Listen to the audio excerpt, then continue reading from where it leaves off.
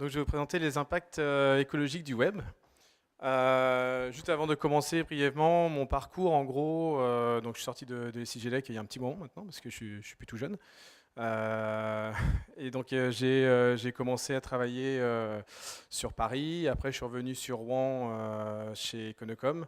Je suis parti travailler après au Québec pour voir un petit peu du pays, voir ce qui se passait, prendre des infos. Et puis je suis revenu après sur Rouen et maintenant je travaille chez Atineos. Juste avant Tineos, j'avais monté mon entreprise d'agence web, d'éco-conception de sites web. C'est en gros, on définissait une charte pour les clients qui respectait pas mal de critères. Donc ça, je vous en parlerai pendant la conférence. Et sensibiliser, faire des campagnes de sensibilisation sur tout ce qui est consommation énergétique, sur les serveurs, sur tout ce qui est nouvelle technologie. Ça peut être le mobile, tout ce qui est les box internet, les data centers, enfin vraiment tout ce qui tourne autour du web. Donc cette problématique-là, maintenant, je l'intègre chez nos clients pour Atineos, principalement.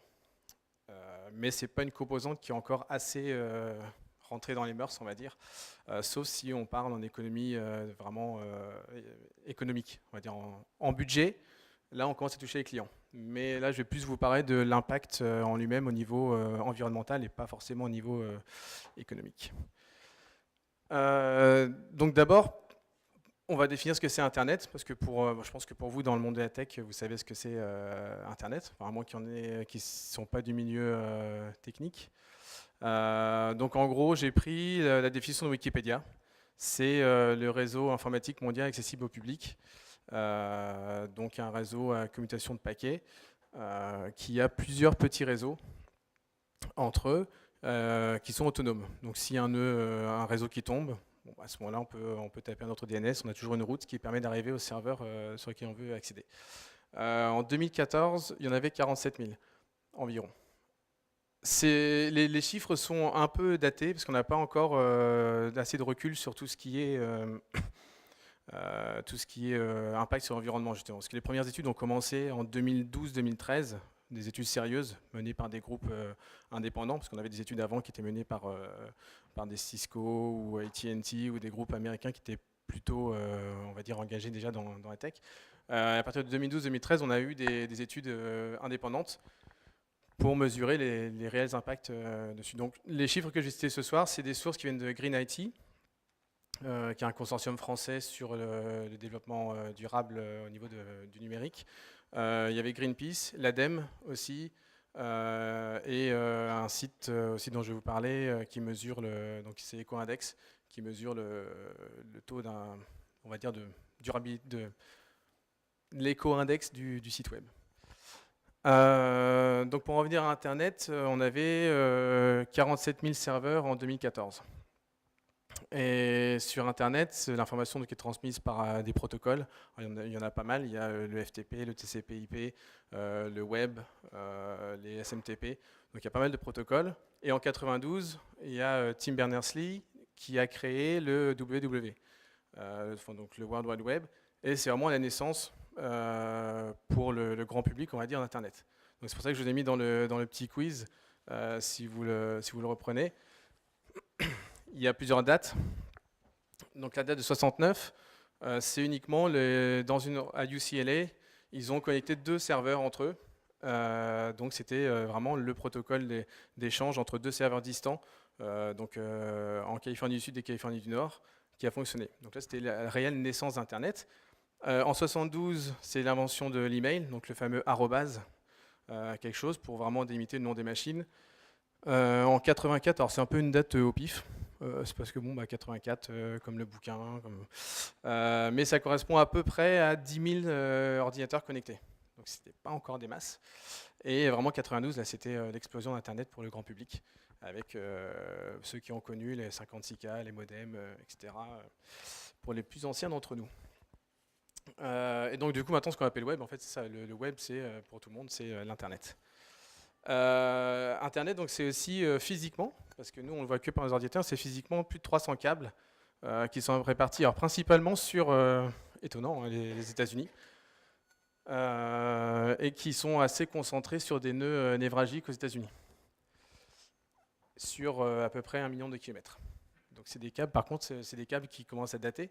Ils ont été enfouis dans les années 80-90. Donc les plus récents, on continue encore d'en tirer, mais les plus vieux, datent oui, des années 90. Donc ils commencent un peu à être rongés au fond de la mer. Donc il va falloir un de ces jours revoir ça si on ne va pas être coupé du net. En gros, dans le monde, il y a 3200 data centers, principalement aux États-Unis. Donc à cause justement des câbles qui arrivent. Ce chiffre-là, en fait, c'est un data center, c'est ce qu'ils considèrent un data center, on va dire, déclaré. Parce qu'il peut y avoir des data centers qui ne sont pas déclarés. Tout ce qui sont des réseaux d'entreprises, par exemple, c'est comme des data centers, mais ce n'est pas déclaré officiellement comme étant un data center pour le grand public. Donc en fait, ça c'est un chiffre quand même assez faible. Il peut y en avoir le double ou le triple.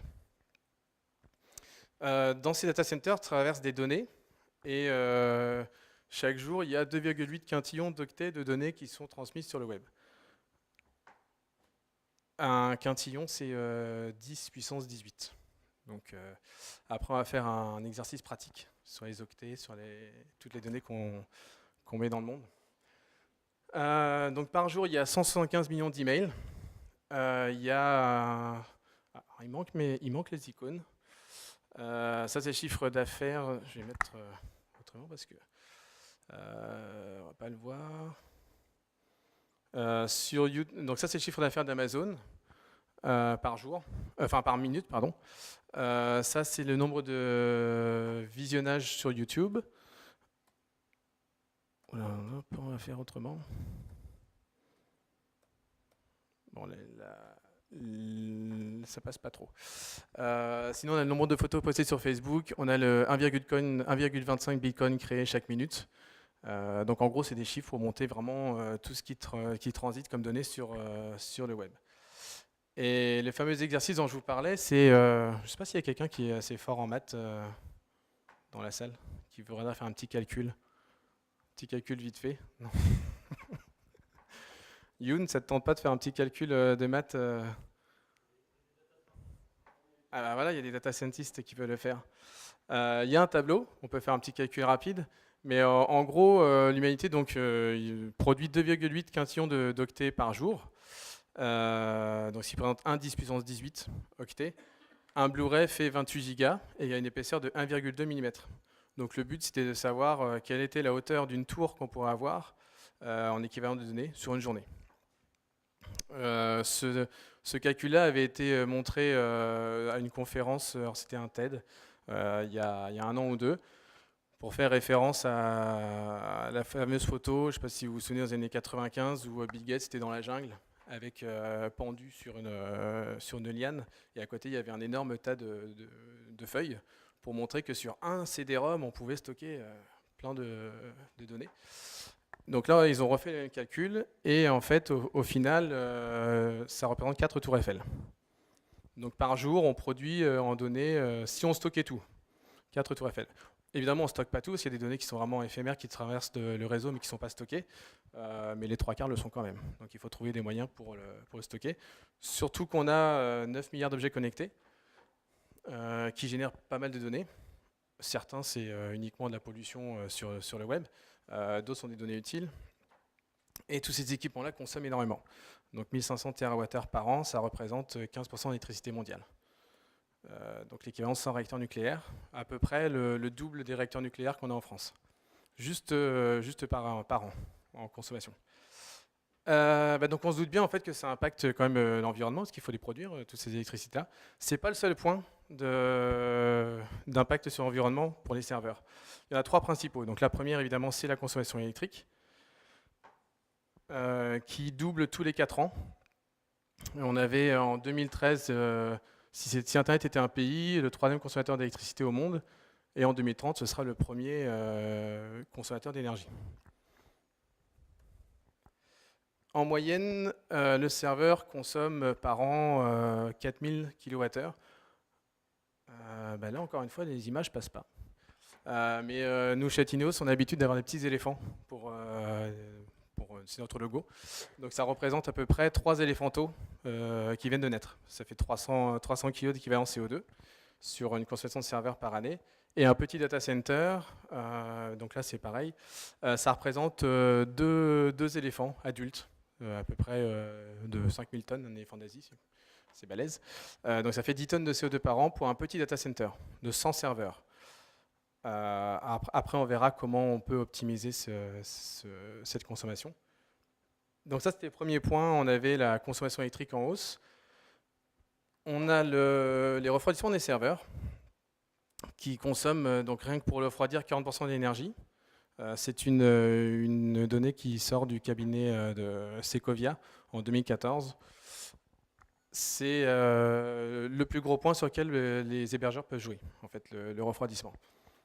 Et un seul climatiseur des data centers, ça fait le refroidissement d'un hôtel de 50 chambres. Donc c'est des petits refroidissements. Il n'y en a pas qu'un seul dans les data centers. Quand il y a à peu près une ferme de 100-200 serveurs, on peut multiplier à peu près par 10, voire 15, le nombre de climatiseurs qu'il faut pour refroidir correctement une salle. Sachant qu'une salle en fait est refroidie environ à 27-28 degrés. Ce serait l'idéal, mais elle est refroidie en ce moment à 21-22, donc on consomme plus d'électricité pour refroidir qu'on en a besoin. Dans les refroidissements des serveurs, il y a aussi des fameux fluides qui sont dans les climatisations. Donc là maintenant, ça a quand même beaucoup évolué ces 5 dernières années au niveau des réglementations européennes et dans les entreprises pour les fameux fluochlorures qui sont assez nocifs pour l'ozone. Donc on a trouvé d'autres solutions qui permettent, notamment dans des bains d'huile, etc., qui permettent de réduire ça, mais on a encore beaucoup de climatiseurs dans les pays qui ne sont pas européens qui sont assez nocifs. On a aussi un autre point. Donc le dernier des points impactants, enfin un gros point impactant, c'est la fabrication des équipements pour acheminer toutes ces données. Donc il y a une consommation en eau, parce qu'on ne le voit pas, mais dans chaque device pour Internet, on utilise énormément d'eau pour faire la coque, donc pour le plastique, pour laver les composants. Quand on récupère le sable pour faire des puces, il faut les laver, donc ça consomme énormément d'eau. Et ça, il faut à peu près pour une toute petite puce, donc 16 grammes, c'est ce qu'on a dans le téléphone. Il faut 1500 litres d'eau. Généralement, les puces sont 2 fois plus grandes pour un processeur. On n'en met pas qu'une dans un serveur, donc on voit un peu la consommation qu'il faut d'eau sur un ordinateur ou sur un serveur. Dans les puces informatiques, il y a aussi des minerais, les fameuses terres rares. Donc on a du zinc, de la silice, du nickel, du cuivre, de l'étain, du fer. Donc ça c'est assez classique, on va dire, comme métaux, même si c'est plus ou moins polluant les méthodes d'extraction, mais c'est assez classique. Ce qui est le pire, c'est les fameux métaux rares, comme le tantal, qui est utilisé dans les condensateurs notamment, le cuivre qui est beaucoup utilisé, et l'argent. Pour ces spécifiquement pour ces trois métaux-là, c'est des méthodes qu'on n'a pas révolutionnées depuis à peu près 40 ans. Donc il y a 40 ans, on n'avait pas les mêmes problématiques que maintenant au niveau environnemental. On n'a pas changé de méthode d'extraction, et pourtant on en extrait au moins 10 fois plus qu'avant. Donc ça pose des gros soucis de pollution. Évidemment, il faut aussi du plastique, enfin du pétrole, donc du plastique pour faire les gaines des câbles, des fibres. Donc il faut aussi l'extraire, le raffiner, etc. Et après, il y a aussi la fin de vie. Une fois que l'ordinateur est utilisé, n'est plus bon, ou pourrait encore tourner mais pas assez puissant, souvent ça part à la benne.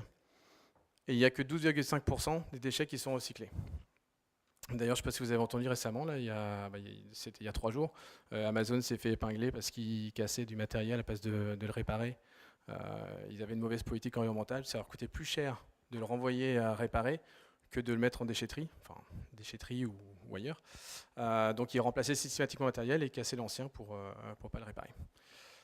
Et tout ça, c'est envoyé maintenant. Alors avant, c'était en Chine ou en Afrique. Là maintenant, c'est la Thaïlande, qui est le nouveau cimetière des déchets.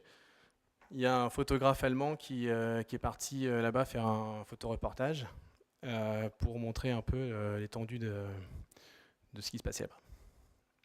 Alors les photos sont super belles. Il a fait une exposition d'ailleurs sur ça. Il est passé sur Arte aussi pour faire sensibilisation et reportage. C'est des très belles photos, mais bon, on voit bien qu'il n'y a aucune norme. En fait, maintenant, des pays comme la Chine ont mis énormément de normes, contrairement à ce qu'on peut penser. Beaucoup de normes restrictives sur le recyclage des déchets, sur les serveurs, beaucoup moins d'utilisation d'usines à charbon, etc. Par contre, des pays comme la Thaïlande, il n'y a aucune législation. C'est un peu le Far West. Donc, nous, on envoie par container tous nos recyclages, en fait, qui partent là-bas. Au niveau de l'empreinte, voilà. Là, on avait parlé vraiment de l'empreinte écologique d'Internet, mais nous, on est aussi responsable en tant qu'internaute. Et en gros, on a aussi une grosse consommation d'énergie quand on a notre ordinateur allumé, qu'on a notre box, qu'on se connecte au DSLAM, qu'on renvoie les données, donc il y a forcément des flux d'énergie. Ça fait à peu près 346 kWh, donc c'est l'équivalent d'une consommation électrique de 10 Haïtiens pour l'année, ou de 10 portables comme celui-là. Et ça, c'est déjà un portable qui ne consomme pas beaucoup. C'est un vieux Core i3, donc c'était encore l'ancienne génération. Les Core i7 consomment beaucoup plus. Donc on émet aussi 203 kg de gaz à effet de serre, donc deux bébés éléphants. C'est aussi l'émission annuelle d'un Afghan. Ils n'ont pas du tout le même mode de vie que nous, mais c'est pour relativiser un peu l'échelle. Et c'est là où c'est aussi important, c'est la consommation d'eau.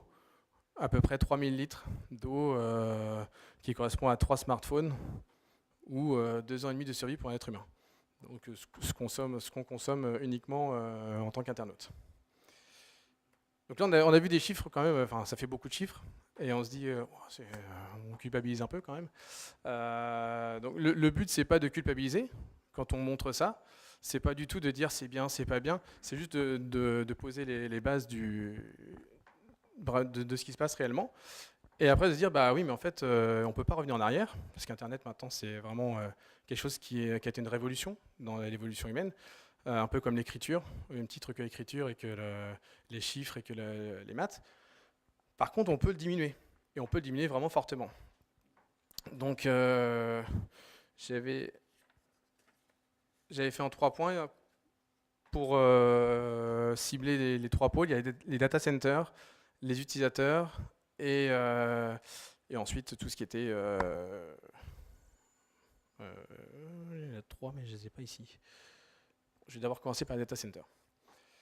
Un data center peut être alimenté en électricité verte, soit directement par des panneaux solaires, des méthodes de cogénération ou autre, mais on peut faire quelque chose. Et si jamais un data center utilise de l'énergie du charbon ou du nucléaire, on peut faire des certificats de garantie d'origine, c'est-à-dire qu'on injecte dans le réseau d'électricité autant que ce qu'on consomme. Donc ça rend neutre en fait la consommation du serveur. Je ne sais pas si c'est assez clair pour vous, le système d'injection d'électricité dans le réseau électrique. Mais en gros, quand on consomme 1 kWh d'énergie, on va dire non renouvelable, on peut, avec des certificats de garantie d'origine par une centrale qui fait du solaire ou de l'éolien ou un puits canadien par exemple, réinjecter 1 kWh sur le réseau, sachant qu'il est certifié étant vert, et ça équilibre en fait la pollution qui est engendrée par l'autre serveur électrique. Les data centers peuvent aussi faire des refroidissements passifs, donc dans le froid, par exemple en Finlande, où on peut les enterrer enfin pas les enterrer, mais faire ça dans des endroits naturellement climatisés, où la température excède jamais les 14-15 degrés. C'est un inconvénient aussi, c'est que ça réchauffe un peu l'environnement autour. Mais ça évite d'utiliser de la consommation d'électricité pour refroidir les serveurs. On peut aussi valoriser la chaleur, donc on a pour chauffer des logements. À Paris, il y a une start-up qui fait ça, qui met des radiateurs, qui en fait sont des calculateurs qu'on peut réguler à certaines températures, et la chaleur du calcul permet de chauffer un logement. Ils ont aussi, j'ai mis deux exemples. Google qui utilise l'eau de mer en Finlande, donc avec un processus de dessalement de l'eau, permet de faire des échanges de fluides et de refroidir les serveurs sans consommation de fluorogène, d'électricité ou autre. Il y a une piscine à Paris, donc c'est la butte Chaumont ou la butte quelque chose à Paris. Je ne sais plus exactement le nom, je ne sais pas s'il y a des Parisiens ici qui peuvent nous dire. Mais il y a une piscine qu'ils ont rénovée et au sous-sol, ils ont mis des serveurs, donc des calculateurs pour une start-up qui fait des calculs pour de la 3D. Donc ils réchauffent l'eau en permanence à 27 degrés. Donc ça permet aussi d'éviter les,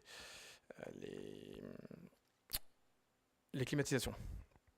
Après, on peut aussi mutualiser les serveurs ou les virtualiser. Plus on virtualise sur un même serveur, moins on consomme alors pas de ressources, parce que du coup le processeur tourne plus, donc dépense un peu plus d'électricité. Par contre, à place de mettre 3 machines physiques, on n'en met qu'une. Donc on divise quand même la consommation d'électricité. On divise la consommation aussi de matières premières pour les fabriquer. Donc au final, c'est quand même gagnant.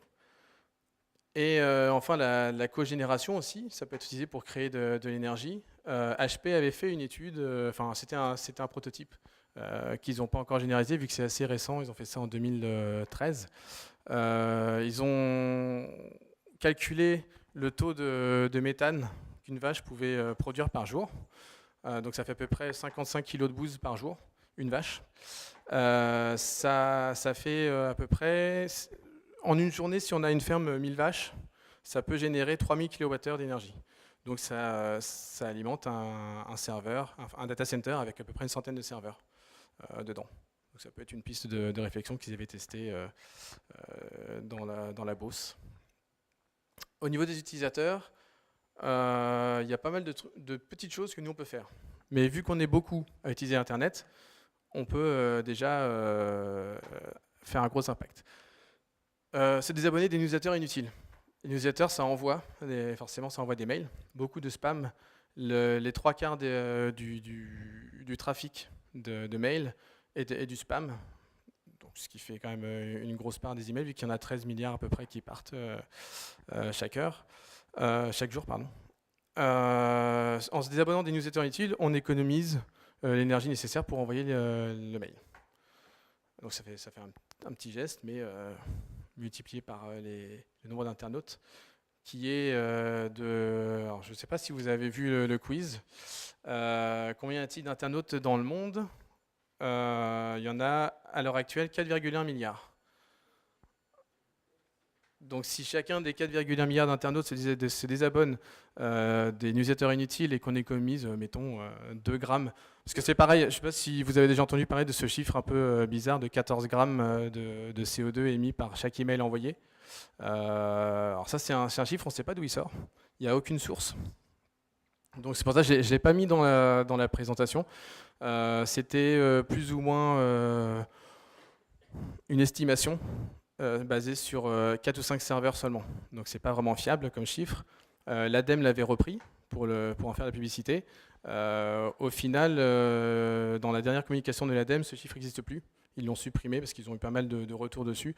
Mais un email, on sait que ça émet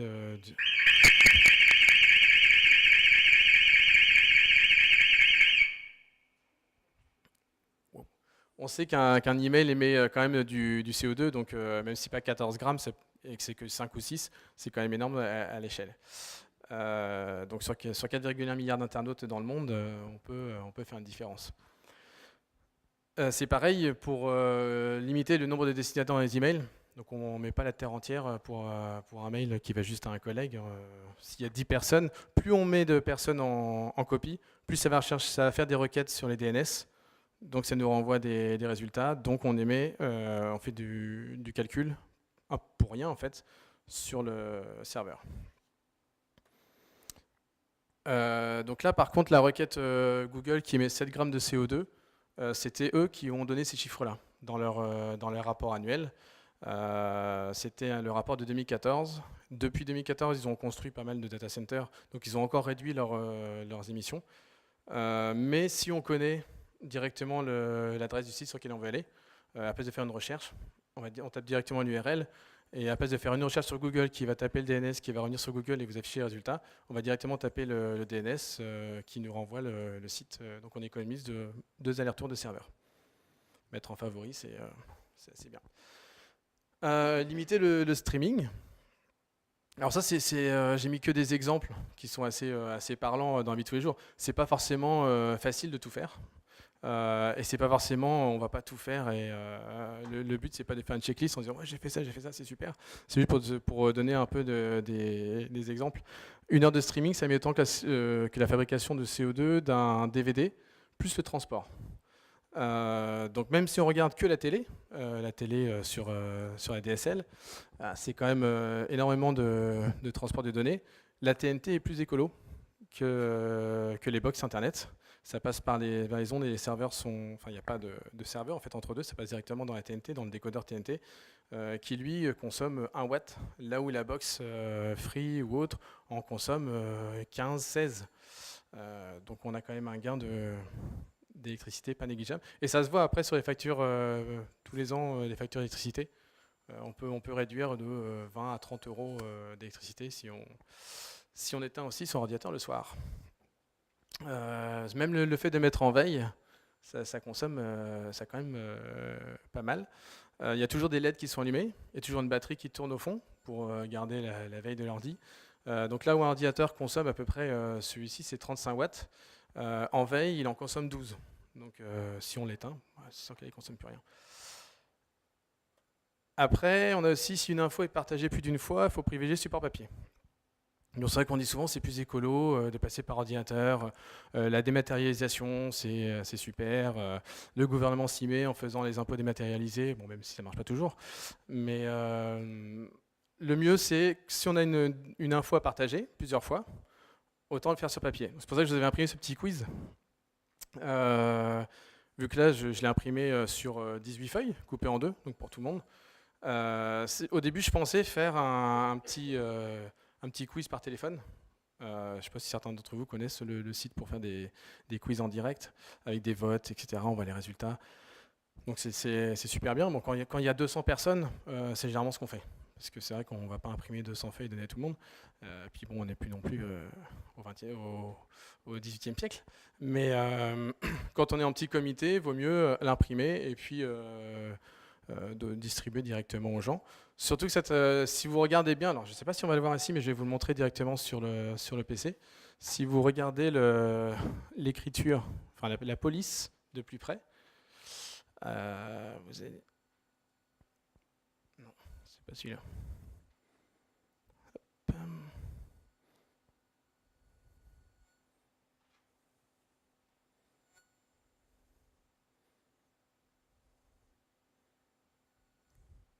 Il passe pas sur le...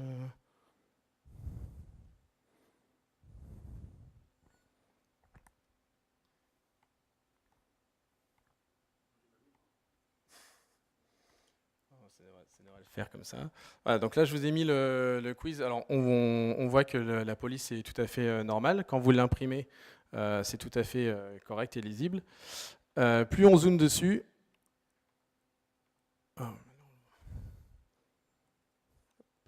plus... Il est là, mon curseur. Plus on voit, je ne sais pas si vous voyez, des petits points un peu partout. En fait, cette police-là, c'est une police qui permet d'économiser 30% d'encre à l'impression, à cause des petits trous au milieu. C'est très bien l'impression quand c'est une taille de 11 ou 12 pixels, enfin un point. Vous imprimez ça, ça ne se voit pas du tout.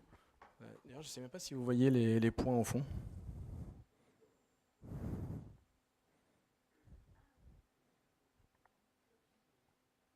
Là, on voit mieux quand même. Donc en fait, ce que vous avez sur le papier, c'est vraiment des petits trous comme ça. Donc ces micro-trous, ça permet d'économiser 30% d'encre sur une impression laser. Donc bon, au final, si on imprime un rapport de stage, on l'imprime comme ça, en 11 ou 12, ça ne se voit pas, et on économise de l'encre derrière, ce qui peut être intéressant. Oui, Sprank Echo. Non, c'est une police à télécharger qui sont sur les sites. Je pourrais les mettre sur les sites de Codeur en scène pour qu'on puisse avoir en téléchargement, si ça t'intéresse. Ensuite, pour reprendre, t'es là. Donc on avait le support papier et ensuite garder le terminal le plus longtemps possible et le réparer si on peut. Donc ça c'est quelque chose qui est souvent répété, mais la durée de vie en général d'un équipement, ce que je vous ai mis, c'est environ 18 mois. Donc, et ça a tendance à diminuer tous les 2-3 ans, ça diminue en fait, parce qu'on nous incite plus ou moins à changer de téléphone, à changer de portable, d'ordi, de télé ou autre. Donc pour l'instant, c'est encore 18 mois, ça peut baisser. Maintenant, il y a aussi le point des développeurs, c'était le troisième que j'avais oublié. Pourtant, je suis développeur, mais j'avais oublié. On peut faire beaucoup, nous, en tant que développeurs, pour réduire aussi l'impact des visiteurs qui, eux, connaissent rien. Ouais, mais par contre, on peut, du coup, sans leur dire, baisser la consommation. En allégeant le poids des pages web, la 4G, en fait, c'est très bien, ça marche partout, sauf que c'est énormément énergivore à cause des antennes. Il faut beaucoup de puissance pour envoyer le signal. Ça consomme quand même 23 fois plus d'énergie. Donc on peut déjà limiter quand on fait notamment, je sais que le PHP 7 a optimisé ses librairies pour consommer moins. Alors Java, je ne sais pas, parce que moi je ne suis pas développeur Java, donc s'il y a des Java... mais par contre, le JS, on peut faire des bundles, utiliser que ce qu'on veut, à la place de charger une librairie qui fait 350-400 KO et qu'on n'utilise qu'une fonction. Soit on utilise le JavaScript natif pour cette fonction-là, ce qui sera beaucoup plus économique, soit on prend des bundles qui se découpent et on prend que les 10 KO qui nous intéressent de la librairie et le reste on n'utilisera pas, donc on ne le charge pas dans la page. Après, alors je ne vais pas vous le montrer parce que ça risque encore une fois de bugger sur mon ordi. Des thèmes WordPress comme Susty qui permettent de faire des blogs. La taille de la page web avec Susty fait 7 KO. Donc c'est téléchargement instantané sans avoir trop d'images par contre. Il ne faut pas abuser sur les images, sur les effets. Mais ça peut être assez réduit. Parce qu'on voyait qu'en 95, donc Windows 95, pour le charger, on avait besoin de à peu près 30 à 35 mégaoctets, ce qui était déjà énorme pour l'époque. Là maintenant, la dernière application de Google, quand on l'a mis à jour, elle fait 105 mégas sur le téléphone. Donc juste une application qui permet d'afficher de nouveaux claviers. Je ne sais pas si vous l'avez téléchargé sur la dernière version d'Android. Cette application-là fait 105 mégas. Alors pour afficher un clavier, plus que Windows 95, je me demande ce qu'ils font derrière comme chargement de librairie. Mais on peut se dire qu'il y a quand même des... Alors, c'est pas des abus, mais c'est que c'est tellement facile de télécharger que on fait pas attention et on télécharge tout, puis bon, après on n'utilise pas, c'est pas grave. Et faire des pages avec des pages un peu moins complexes. Plus le nombre d'éléments du DOM est important, plus il faut de puissance pour afficher la page. Ça, c'est aussi à nuancer. Quand on fait du React et que le DOM change directement, ça revient au final plus simple au niveau calcul du processeur de charger une page, donc de faire une single page application, plutôt que de charger 5 fois la page en faisant des appels au serveur. Donc cette partie du DOM, c'est à chaque développeur de le faire, mais on peut quand même le mettre dans les points des développeurs. Et donc comme je disais, limiter les allers-retours du serveur. Voilà, j'ai fini en gros ce qu'il y avait. Juste si on reprend les questions que j'avais posées, au final, est-ce que d'après vous, la matérialisation réduit les impacts environnementaux? Donc c'est plutôt faux. Quand on dématérialise, on a tendance plutôt à augmenter. Mais ça peut être vrai si c'est à très très très grande échelle. C'était une question un peu piège en fait. Par contre, le numérique est autant émetteur de CO2 qu'aviation civile. Donc depuis l'année dernière, on a dépassé le cap. L'émission de CO2 des serveurs sur le monde est aussi important voire même plus maintenant, que l'aviation civile. Les data centers ne sont pas les principaux pollueurs. C'est plutôt nous, en tant qu'internautes, vu qu'on est plus nombreux et qu'on fait plus d'utilisation, qui pouvons agir. Et la durée de vie d'un équipement connecté, c'est 18 mois.